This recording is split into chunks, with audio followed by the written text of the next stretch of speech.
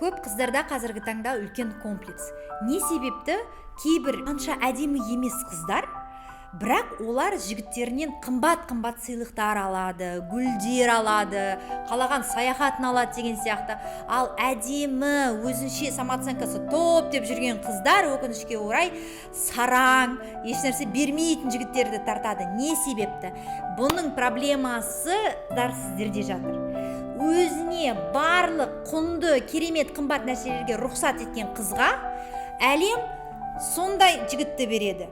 Әлем сондай мүмкіндіктерді береді. Яғни өзін жақсы көретін, самооценкасы шынайы, жоғары, білімді, ол қатты сұлу болмаса да, бірақ харизмасы, энергетикасы ұрып тұрған қыз, өйткені өзін жақсы көретін қыз, ол міндетті түрде өзін тек қана жақсы, мықты нәрсеге лайықты екенін біледі, дағы соған рұқсат етеді. Және оған сондай жігіттер жолығады. Сол себепті өздеріңіздің ішіңіздегі самооценкаңызбенен жақсы, қымбат, керемет, ең күшті нәрселерге лайықтымын деп өзіңізге рұқсат берген күннен бастап сіздің өміріңіз керемет өзгере бастайды.